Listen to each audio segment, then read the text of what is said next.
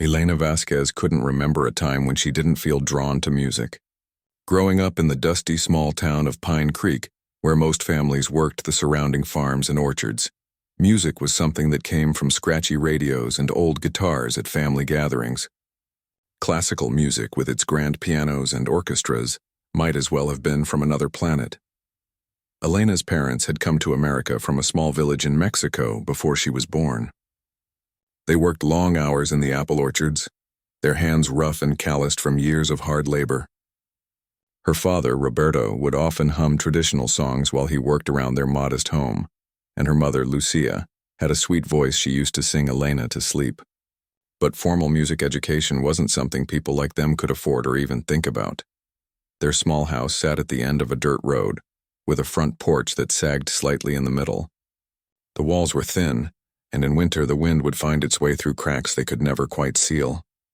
But it was home, filled with the smells of her mother's cooking and the sound of Spanish mixed with English as her parents tried their best to build a life in this new country. Elena discovered the old upright piano on her first day of third grade. It sat in the corner of the music room, its wood scratched and some keys yellowed with age. The music teacher, Mrs. Chen, noticed how the quiet girl with dark braids would stare at it during class, her eyes following the teacher's hands whenever she played simple songs for the students to sing along. "Would you like to try it?"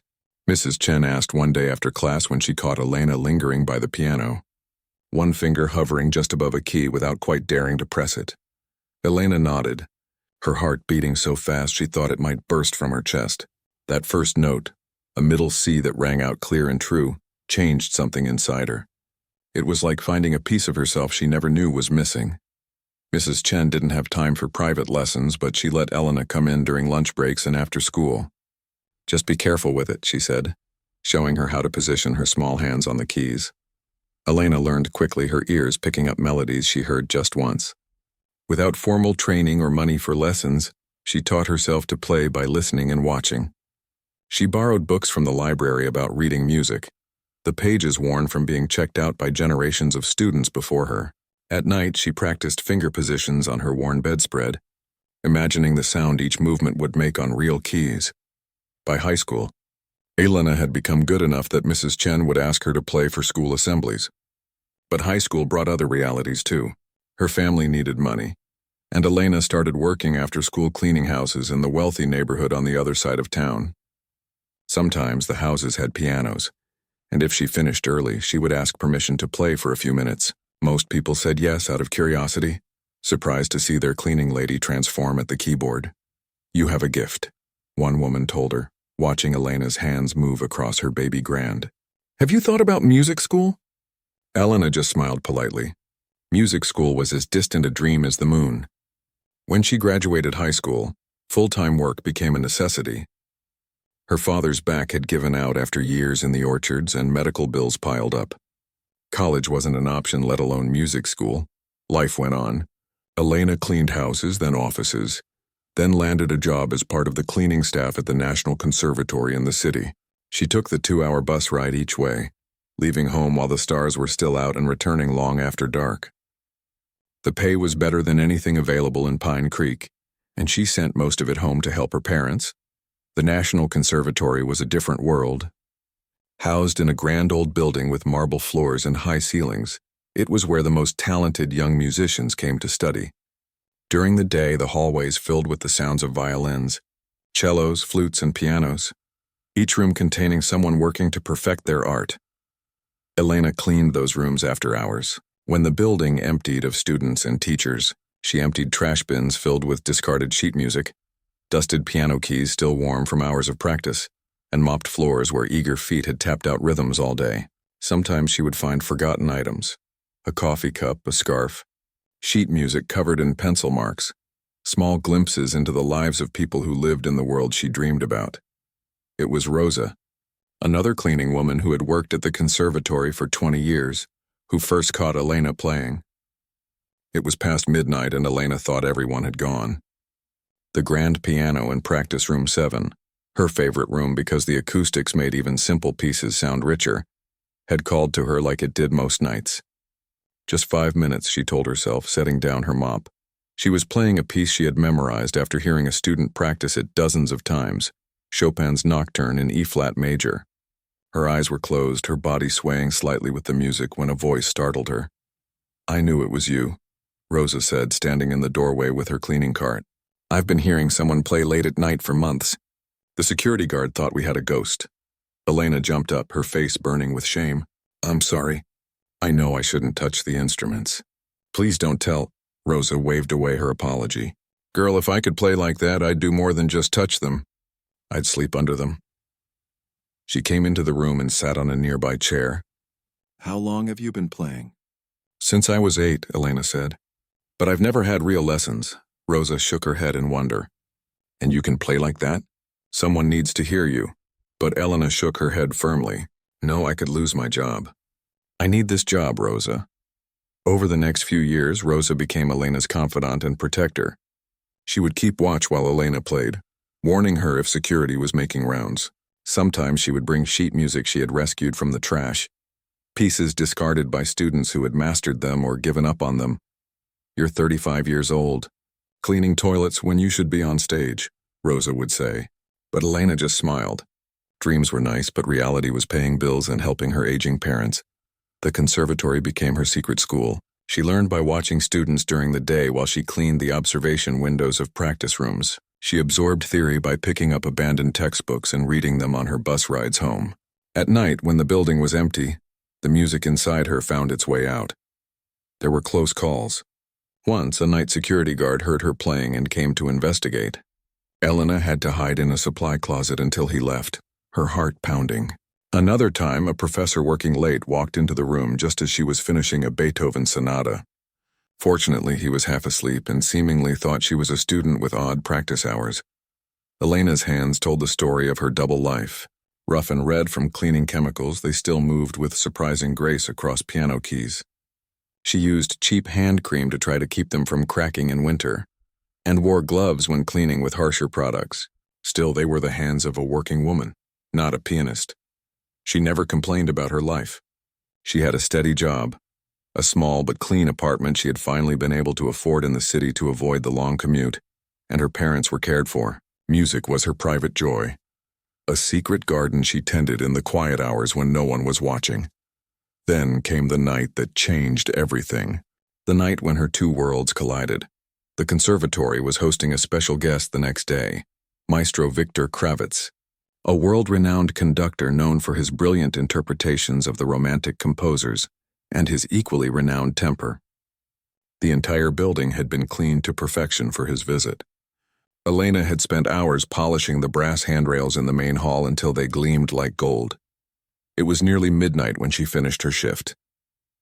The building was silent, everyone long gone home to rest before the important visitor arrived.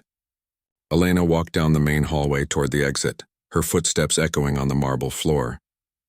As she passed the main auditorium, she paused. The door was slightly ajar, unusual for that time of night. She pushed it open and gasped. The stage was lit by a single light, illuminating the magnificent Steinway concert grand piano that was only used for special performances. In the empty auditorium, it looked like something from a dream meant for someone else. Elena knew she should leave. This wasn't one of the practice room pianos she sometimes played. This was the conservatory's pride, the instrument that world-famous pianists traveled to play. Someone like her shouldn't even touch it. But her feet carried her forward anyway, down the aisle between empty seats, up the side stairs to the stage. In the pool of light, the piano waited, its lid raised like a great black wing. Elena reached out a hand and touched it gently, feeling the smooth, cool surface under her fingertips. Just one piece, she told herself. One piece, and no one would ever know. She sat down on the bench, adjusting it to her height. She took a deep breath, placed her hands on the keys, and began to play. The music flowed from her fingers. Chopin's Ballade No. 1 in G minor, a piece she had heard a graduating student perform months ago. The piano responded to her touch like a living thing, the notes ringing clear and true in the perfect acoustics of the empty auditorium. Elena lost herself in the music, forgetting where she was, forgetting who she was. No longer a cleaning woman, but simply a vessel for the music that had lived inside her all these years. The final notes hung in the air like stars, and then she heard it, the slow, deliberate sound of someone clapping. Elena froze, her hands still hovering over the keys. The clapping echoed through the empty auditorium, slow and deliberate with a hint of mockery. She turned toward the sound, squinting into the darkness beyond the stage lights. A tall figure emerged from the shadows of the front row. As he stepped into the light, Elena recognized him immediately from the posters plastered all over the conservatory walls. Maestro Victor Kravitz, the famous conductor who wasn't supposed to arrive until tomorrow. Interesting interpretation, he said, his voice carrying a slight European accent. He was dressed in an expensive black suit that probably cost more than Elena made in 3 months. His silver hair was swept back from a high forehead, and his thin lips curved into what might have been a smile but looked more like a smirk. Tell me, does the janitorial staff often use the concert piano after hours? Elena stood up quickly, nearly knocking over the bench. I'm so sorry, sir. I shouldn't be here. I was just finishing my shift and you thought you'd try your hand at Chopin? He climbed the steps to the stage with unhurried confidence. You know, that piece is considered quite challenging even for trained pianists. Heat rushed to Elena's face. She clutched her cleaning uniform, suddenly painfully aware of the faded fabric and the small bleach stain on the sleeve. I'll go now. Please don't report this. The maestro circled the piano, running a manicured finger along its polished surface as if checking for dust. You missed a few notes in the middle section, and your tempo was unconventional. Elena stood frozen, unsure if she was being criticized or complimented. She had never discussed her playing with anyone who really understood music at this level. How long have you studied?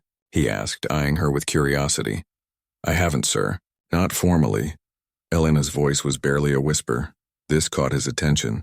His eyebrows rose slightly. You're self-taught? Elena nodded, wishing she could disappear. This man had conducted orchestras in Vienna, New York, and Tokyo. He had worked with the greatest pianists in the world, and here she was, a cleaning woman who played by ear. He gestured toward the piano. Play something else, sir. Play something else, he repeated, this time with the sharp edge of command in his voice. I'm curious now. Elena hesitated, then slowly sat back down at the bench. With trembling fingers, she began to play again, this time choosing Debussy's Clair de Lune, a piece she loved for its delicate beauty. The notes floated through the air like moonlight on water. She was halfway through when the auditorium doors opened again. Light spilled in from the hallway along with voices. Elena's fingers stumbled on the keys, breaking the spell. Maestro Kravitz. There you are. A small group of people hurried down the aisle. We've been looking everywhere for you. The card dropped you at the wrong entrance, and the group stopped short when they noticed Elena at the piano. Leading them was Dr. Isabella Morales, the conservatory's director, a woman Elena normally only saw from a respectful distance. Tonight, Dr. Morales was dressed elegantly, clearly having expected to greet their important visitor at a proper reception, not find him in the auditorium with a member of the cleaning staff. What's happening here? Dr. Morales asked, looking from the maestro to Elena. I was just getting an impromptu performance, Kravitz said, his tone shifting to something cooler and more dismissive. From one of your maintenance staff, is it? Elena stood up again, clutching her hands together. I'm sorry, Dr. Morales. I know I shouldn't be touching the instruments. It won't happen again. Dr. Morales looked surprised but not angry. Elena, isn't it? From the evening cleaning crew? Elena nodded, shocked that the director knew her name. Behind Dr. Morales stood several other faculty members Elena recognized from cleaning their offices. Professor Thompson from the strings department, Ms. Wu, who taught music theory, and Mr. Patel, the assistant director. They all stared at her with varying expressions of surprise and confusion. Well, said Kravitz, turning to address the group with a theatrical wave toward Elena. I've just had the most unusual welcome to your conservatory. I arrive early to get a feel for the place, and what do I find? The help playing Chopin on your concert grand. His tone had changed completely now that he had an audience. The mild interest he'd shown when they were alone had vanished, replaced by a mocking amusement that made Elena's stomach twist. I must say, he continued, it's a novel approach to maintenance. Perhaps next I'll find the gardener conducting and the cook playing first violin. He laughed at his own joke, looking around as if expecting the others to join in. No one did. An uncomfortable silence fell over the group. Elena wanted the floor to open up and swallow her. "I should go," she whispered. "Yes, perhaps you should get back to your mop," Kravitz suggested, his smile never reaching his eyes. "Though I must say, your hands might be better suited for that than for Chopin. The pianist's touch requires years of dedicated training, not just enthusiastic amateurism."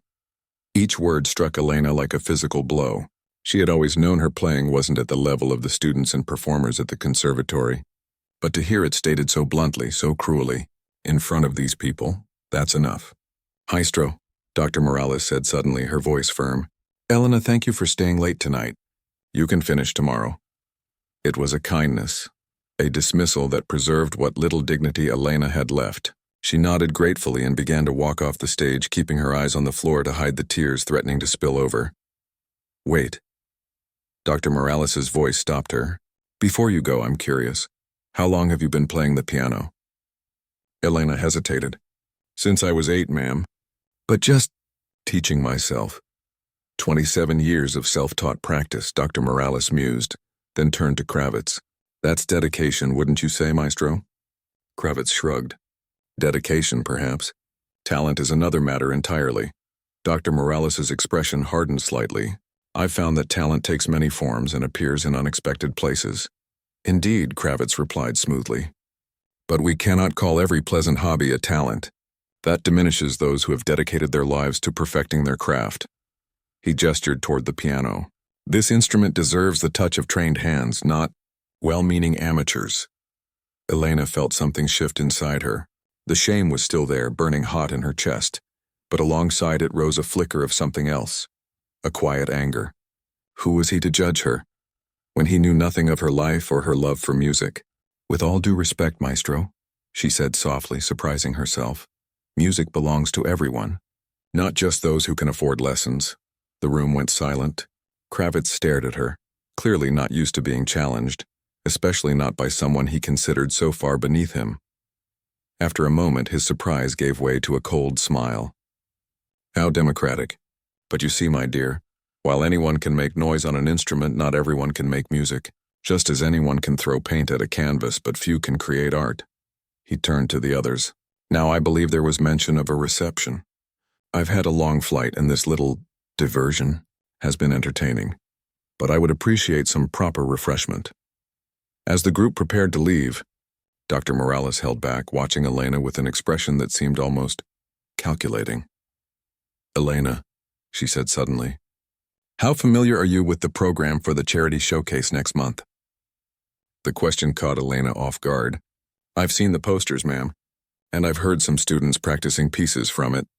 Dr. Morales nodded thoughtfully. "Maestro Kravitz will be conducting, as I'm sure you've heard. It's a rather important event. Many donors and patrons will be attending."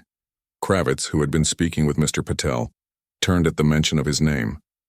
"Discussing my showcase, Isabella?" "Yes," Dr. Morales said, a strange light in her eyes. "In fact, I was just having a thought. Since you're so concerned with true talent versus, what did you call it?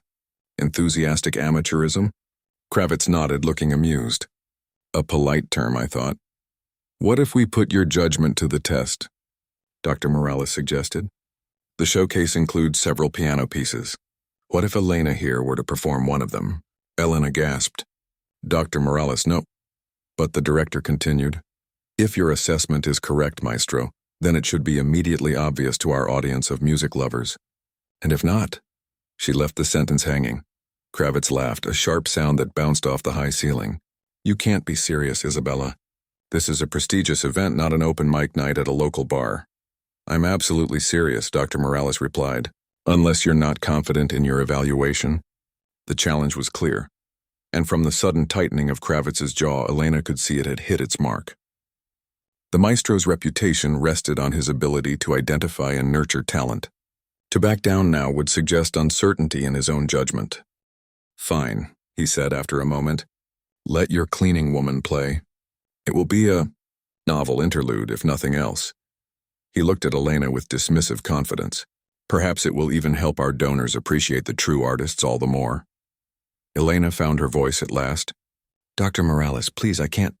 3 weeks, Dr. Morales said, ignoring her protests. 3 weeks to prepare.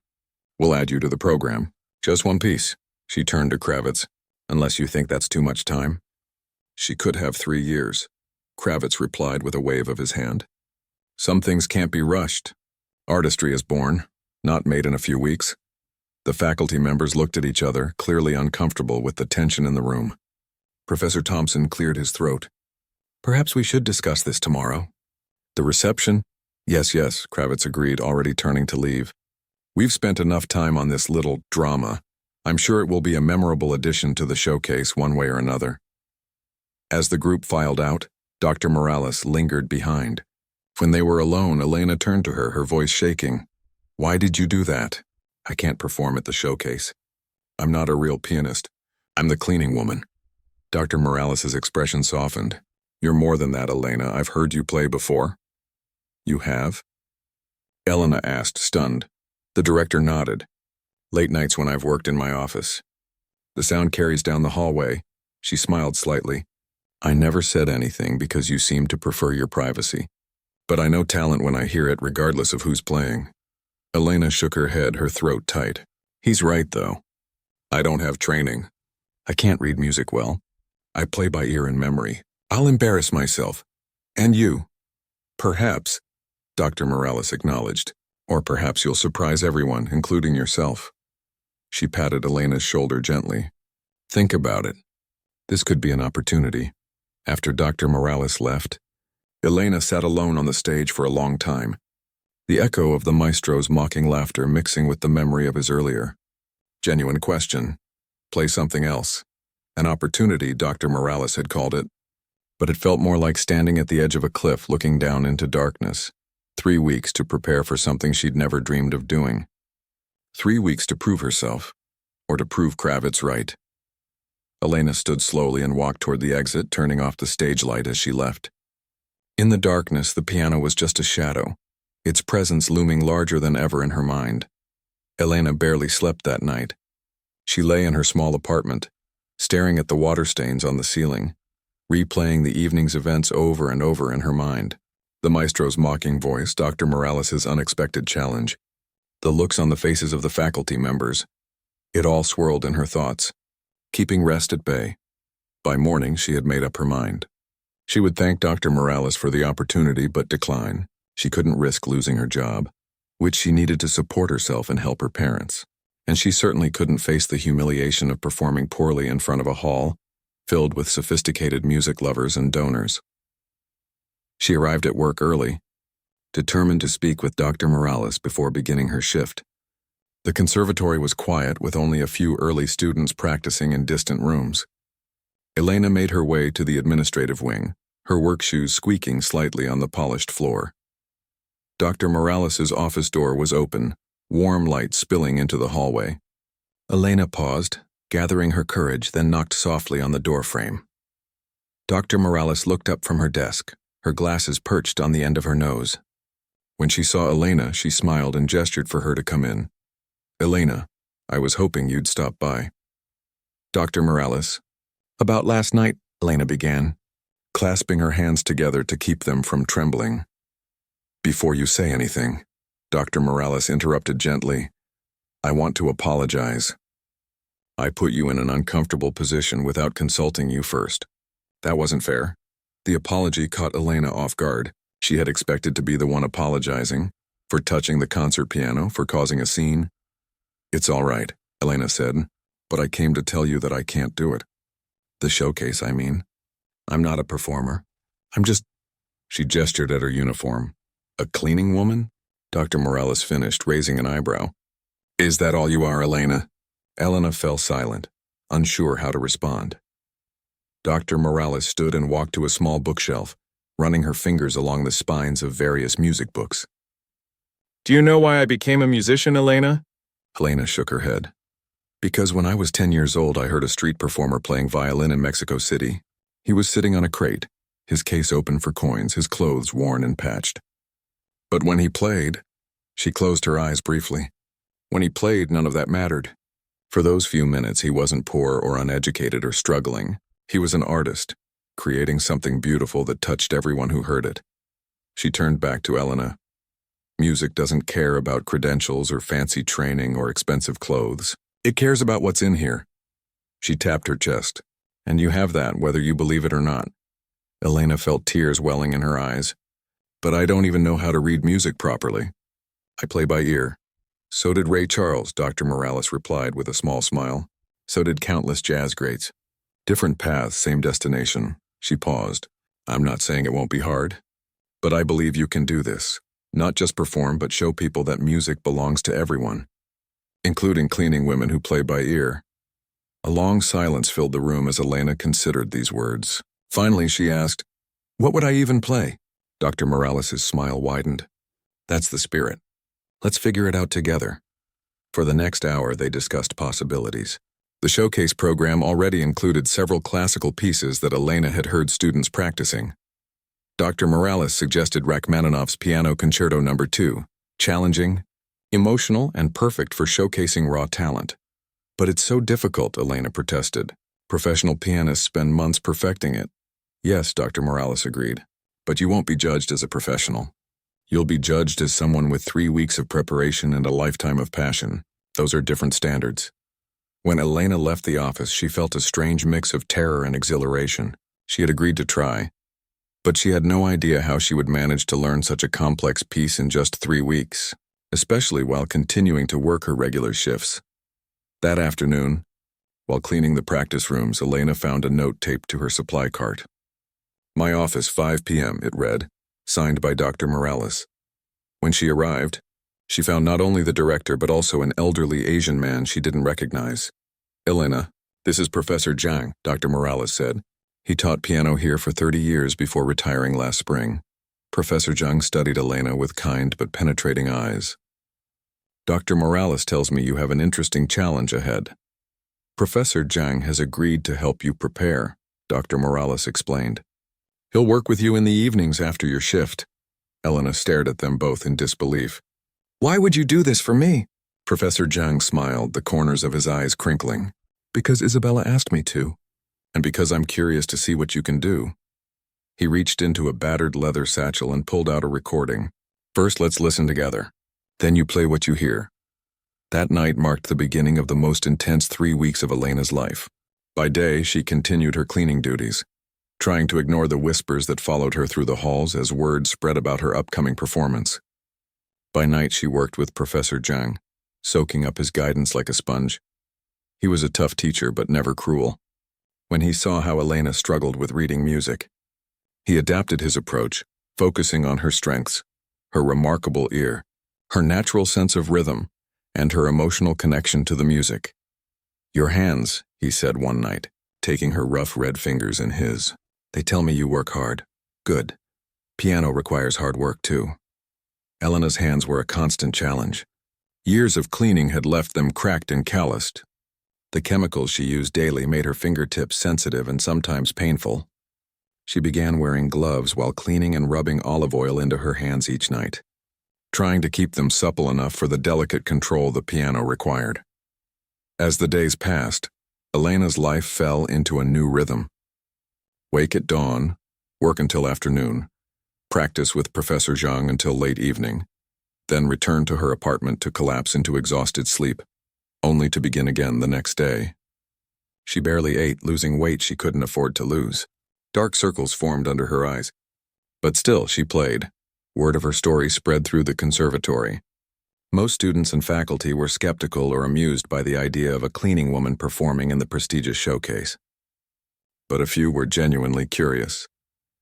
A young violinist named David began staying after his practice sessions to listen to Elena work with Professor Zhang. One day, he offered to practice with her, playing the orchestra part on his violin while she played the piano. Others gradually joined, a cellist, another pianist, even a few of the theory students who helped explain the music structure in ways Elena could understand. Even Rosa, her fellow cleaning woman, found ways to help. She adjusted the cleaning schedules to give Elena more practice time and ran interference with their supervisor when questions arose about Elena's increasingly distracted work. "You play for all of us," Rosa told her. "For everyone who was told they couldn't do something because of who they are or where they come from." Not everyone was supportive. Elena often caught glimpses of Maestro Kravitz watching her practice, his expression a mixture of amusement and disdain. He never spoke to her directly, but she would sometimes overhear his comments to others. A charming experiment, he told one faculty member within Elena's earshot, but ultimately a waste of everyone's time. You cannot compress years of training into a few weeks, no matter how dedicated the student. 10 days before the showcase, disaster struck. While cleaning a bathroom, Elena slipped on a wet tile and fell, landing hard on her right hand. The pain was immediate and intense. Dr. Morales took her to the emergency room herself. The diagnosis was a sprained wrist, not broken thankfully, but painful and swollen. The doctor recommended rest and no piano for at least 2 weeks. I can't rest, Elena said, tears of frustration welling in her eyes. The showcase is in 10 days. Perhaps this is a sign, Dr. Morales suggested gently. No one would blame you for withdrawing under these circumstances. But Elena shook her head firmly. I'm playing, even if I have to do it with one hand. Professor Zhang modified their practice sessions, focusing on what Elena could do with her left hand while her right healed. He taught her exercises to maintain the muscle memory in her injured hand without actually playing. And he helped her visualize the performance, running through it in her mind when she couldn't physically practice. Music happens here, he told her, tapping her forehead, and here tapping her chest, before it happens in your hands.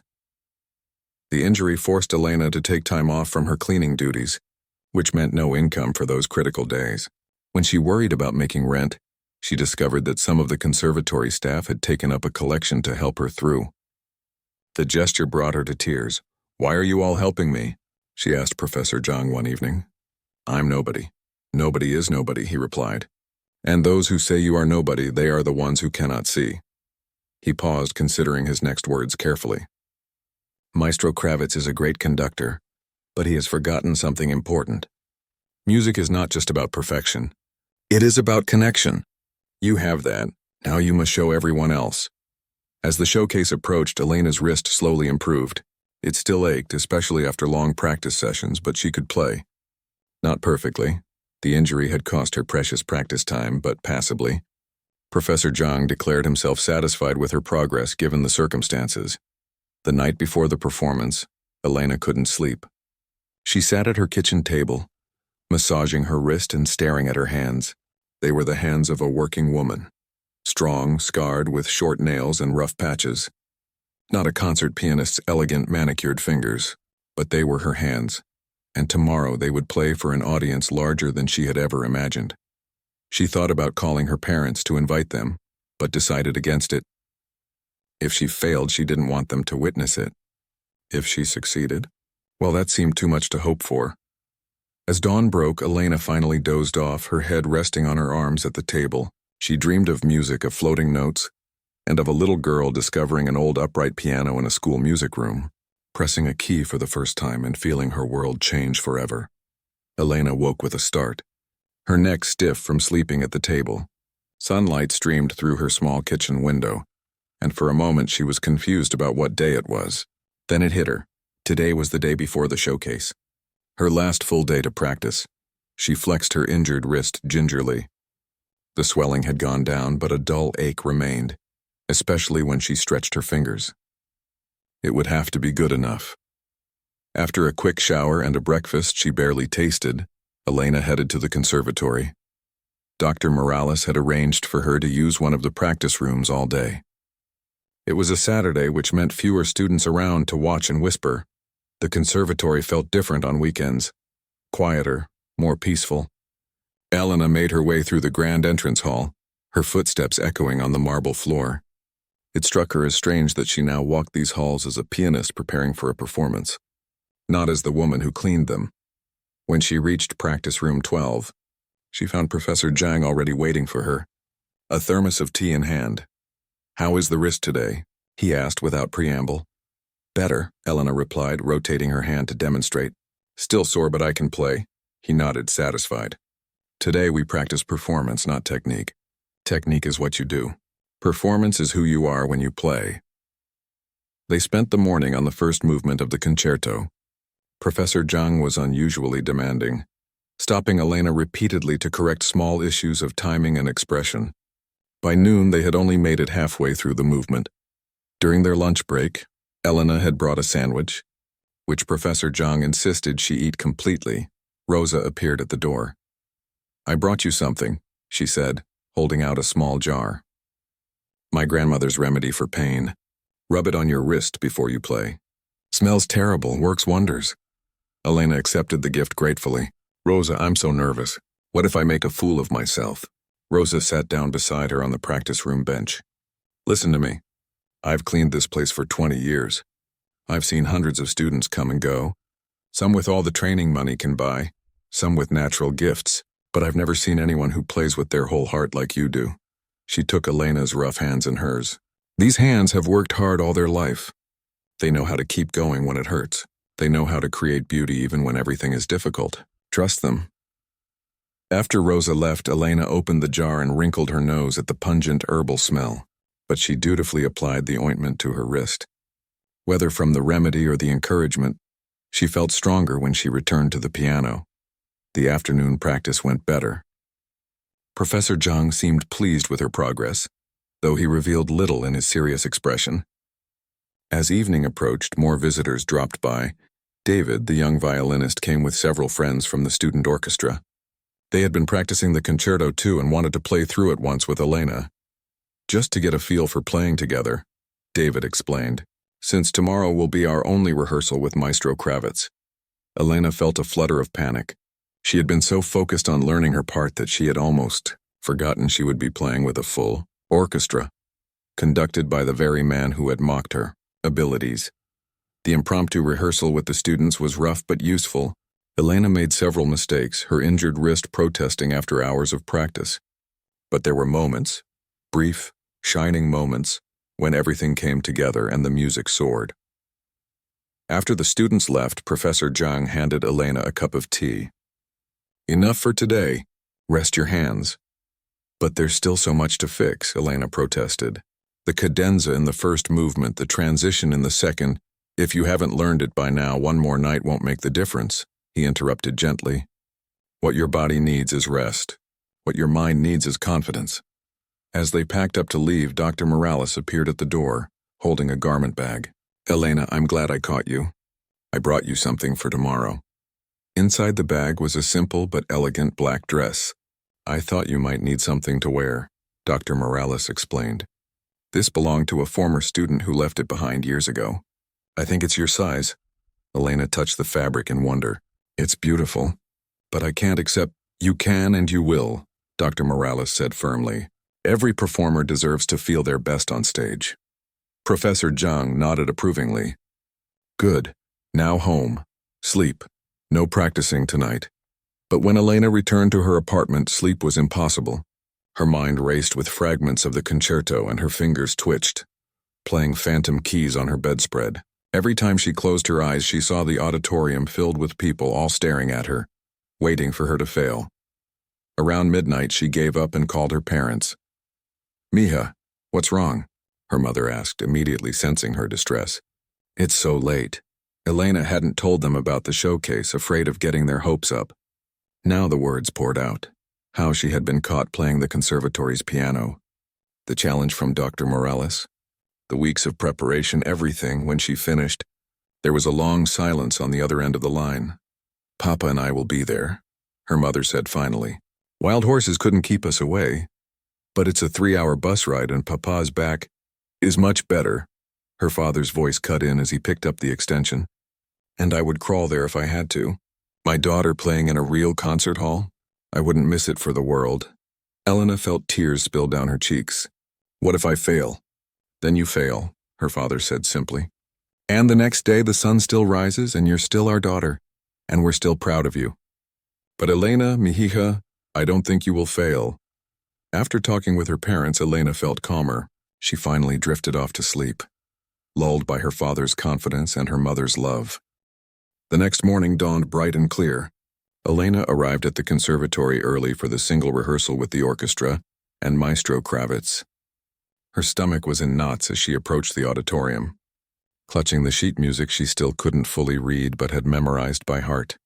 Inside, the orchestra was warming up, a cacophony of different instruments playing different fragments of music.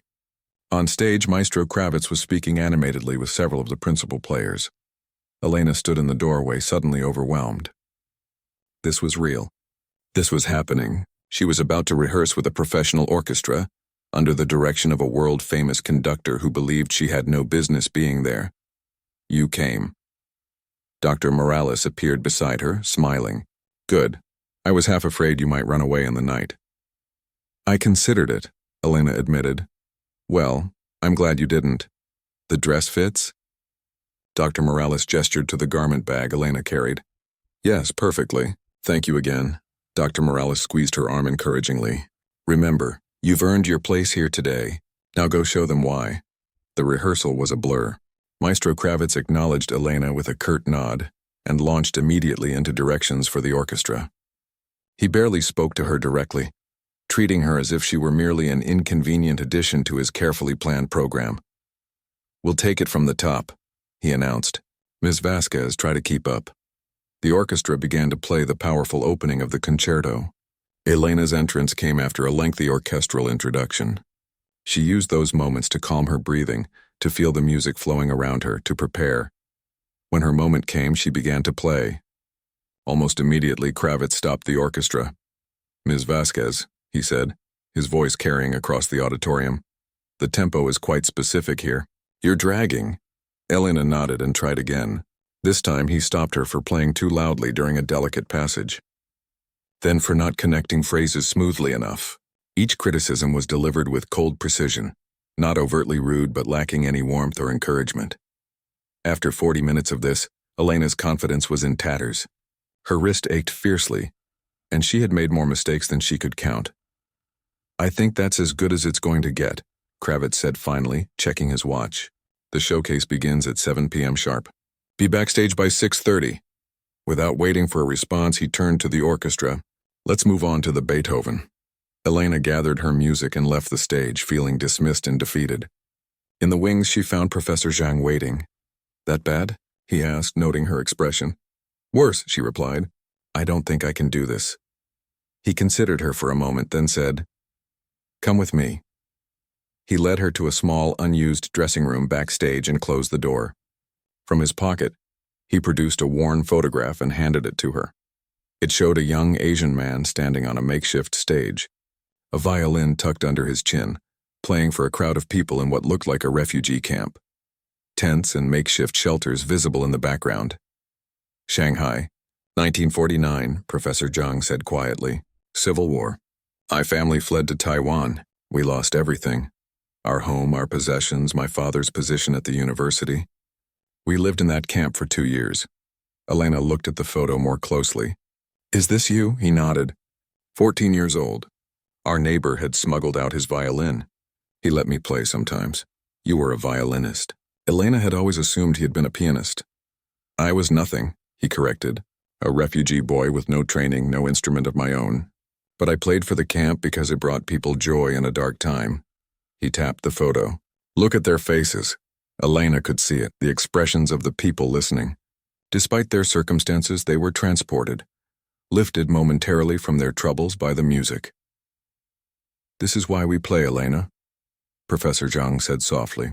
Not for critics or conductors or competition. We play because music speaks when words fail. It crosses all barriers, language, status, education. He took the photo back, handling it with care. Maestro Kravitz has forgotten this. Tonight, remind him. Elena returned to her apartment to rest before the evening's performance. She tried to nap but couldn't sleep. Instead, she soaked her swollen wrist in cold water, applied more of Rose's pungent remedy, and practiced breathing exercises Professor Zhang had taught her. As the afternoon light began to fade, she carefully put on Dr. Morales's black dress and looked at herself in the mirror. The woman who gazed back seemed like a stranger. Elegant, serious, a performer rather than a cleaner. I am Elena Vasquez, she told her reflection.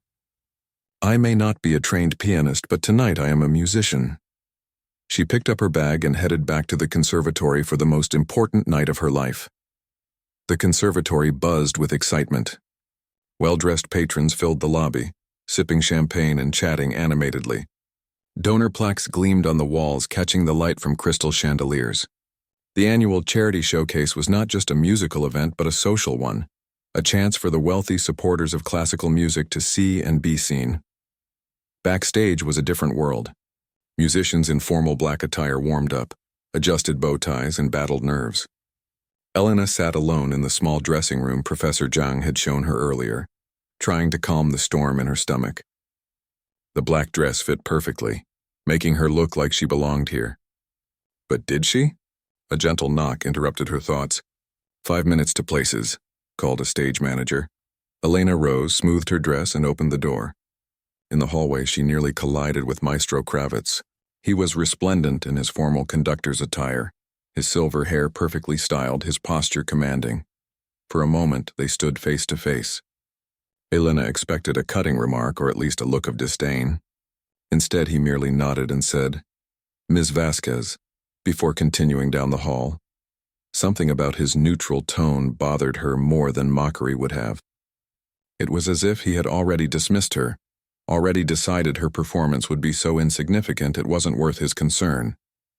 As Elena made her way toward the stage, she passed groups of other performers. Some nodded politely while others barely noticed her. She was neither student nor faculty, still an outsider despite her place on the program. "Elena," the voice caught her by surprise. Turning, she saw Rosa hurrying toward her, dressed not in her usual cleaning uniform but in a bright blue dress with a small matching purse. "You came," Elena said, genuinely moved. "Of course I came. Half the cleaning staff is here. We all chipped in for tickets." Rosa touched Elena's arm. "Your parents are here too. I met them in the lobby." "They made it?" Elena felt a surge of both joy and terror. Her parents had never heard her play, not really. Now their first time would be in front of hundreds of people. "Front row," Rosa confirmed. "Your father is so proud he can barely sit still." The 5-minute call turned to places. Elena took her position in the wings, waiting. The showcase began with a string quartet, followed by a vocal soloist. The applause after each performance seemed thunderous to her nervous ears. Then Dr. Morales stepped onto the stage to introduce the next piece. "Ladies and gentlemen, our next performance is a bit unusual," she began. 3 weeks ago, I made a rather impulsive decision. I challenged a member of our conservatory community, not a student or faculty member, but someone equally devoted to music, to perform tonight. A murmur ran through the audience. Dr. Morales continued, "Music doesn't belong solely to those with formal training or credentials. Sometimes extraordinary talent appears in unexpected places. Tonight, Elena Vasquez, who normally keeps our halls and classrooms spotless, will play Rachmaninoff's Piano Concerto No. 2, accompanied by our conservatory orchestra, under the direction of our distinguished guest, Maestro Victor Kravitz." The audience's reaction was a mix of confused whispers and uncertain applause. Elena could almost hear the questions. A cleaning woman? Playing Rachmaninoff? Dr. Morales stepped aside and Maestro Kravitz strode onto the stage to polite applause. He bowed briefly, then turned to the orchestra, raising his baton. The low, somber opening chords of the concerto began. "That's your cue," whispered the stage manager. Elena's feet felt like lead as she walked onto the stage. The lights were blinding, the audience a dark mass beyond them. She made her way to the grand piano at center stage, the same Steinway she had played that fateful night when Kravitz caught her. The orchestral introduction continued, building in intensity. Elena took her seat, adjusted the bench, and placed her hands in her lap. Her injured wrist throbbed dully, a reminder of everything that had tried to stop her from reaching this moment. In the audience, Elena could just make out her parents in the front row. Her father's face shone with anticipation. Next to them sat Rosa and several other cleaning staff members, looking somewhat out of place among the wealthy patrons but no less excited. And then it was time. The orchestra reached her entrance and Maestro Kravitz gave her a curt nod. Elena placed her hands on the keys. In that moment, a strange calm washed over her. The audience disappeared. The pain in her wrist receded. There was only the music waiting to be brought to life. She began to play. The opening notes were tentative, her nervousness showing in a slight hesitation, but as the music flowed through her, something shifted. This piece, which she had struggled with for 3 weeks, suddenly felt like an old friend. Her fingers found the keys without conscious thought, as if the music itself were guiding them. The first movement unfolded in a conversation between piano and orchestra. At times, Elena led. At others, she followed the orchestra's lead. She could feel Maestro Kravitz's surprise in the way he conducted, his gestures becoming more attentive, more engaged with her playing. As the movement progressed, Elena's confidence grew. The hours of practice, the guidance from Professor Zhang, the encouragement from Dr. Morales and Rosa, all of it had prepared her for this moment. But there was something else too, something that couldn't be taught or practiced, the pure joy of making music. That joy radiated from her, visible in the way her body swayed with the melody, the way her face reflected each emotional shift in the music. The audience could see it. The orchestra could feel it. Even Maestro Kravitz, despite himself, was drawn into the performance. The first movement ended with a flourish, and a brief silence followed. Elena used the moment to take a deep breath and flex her injured wrist. It hurt, but the pain seemed distant, unimportant compared to the music still to come. The second movement began, slower, more contemplative. Here, Elena's lack of formal training became a strength rather than a weakness. Without years of being told exactly how each phrase should be played, she followed her instincts, bringing a fresh, emotional quality to the familiar piece. In the audience, people who had come expecting to be amused by a novelty act now leaned forward in their seats, captivated. The initially skeptical orchestra members played with renewed energy, responding to Elena's interpretation with their own musicality. As the final movement approached, Elena felt a surge of adrenaline. This was the most technically challenging section, with rapid passages that had given her trouble during practice. Her injured wrist protested as the tempo increased, but she pushed through the pain. There was a moment halfway through the movement when she faltered, her fingers stumbling over a particularly difficult run. For a heartbeat, panic flared, but then she remembered Professor Zhang's words. Music is not just about perfection. It is about connection. Elena recovered quickly, finding her place again. The small mistake, rather than breaking the spell, somehow made the performance more human, more authentic. In the front row, her father wiped a tear from his eye. The concerto built toward its powerful conclusion. Orchestra and piano joined forces, the music swelling to fill every corner of the grand hall. Elena's hands flew across the keys, no longer conscious of technique or theory, simply channeling the emotion that Rachmaninoff had poured into his composition over a century ago. With a final triumphant chord, the piece ended. Elena's hands lifted from the keys and hovered in the air for a moment before dropping to her lap. She was breathing hard, her heart pounding, her wrist throbbing. The silence that followed seemed to stretch forever. Had she failed? Had her mistakes been too obvious? Her lack of training too apparent? Then from somewhere in the audience, a single person began to applaud. Another joined, then another. Suddenly the entire hall erupted in applause. People rose to their feet, their faces alight with genuine appreciation. Elena stood shakily, overwhelmed by the response. She looked to Maestro Kravitz, unsure of protocol. The conductor was still facing the orchestra, his back to the audience. Slowly he turned. On his face was an expression Elena had never seen before, a mixture of surprise, respect, and something that might have been regret. He extended his hand, beckoning her to the center of the stage. As Elena stepped forward to take her bow, Kravitz did something unexpected. He removed the white conductor's baton from his breast pocket and held it out to her. The gesture was clear to everyone in the hall, an acknowledgement, from master to equal. The applause grew louder as Elena accepted the baton, her rough, working hands closing around the symbol of musical authority. Tears filled her eyes as she looked out at the standing audience. In the front row, her parents beamed with pride. Rosa and the cleaning staff cheered wildly.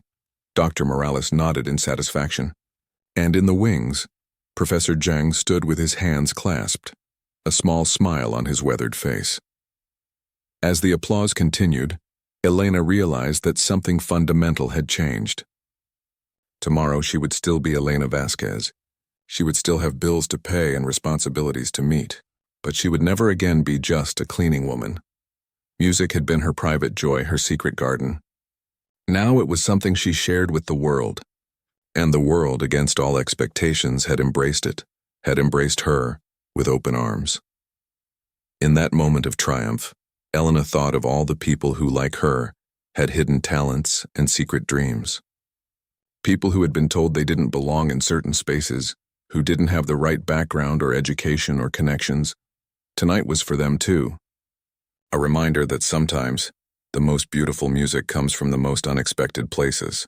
And that true artistry knows no boundaries, not of class, not of education, not even of a maestro's initial judgment. The standing ovation lasted 5 full minutes. But for Elena, its echo would last a lifetime.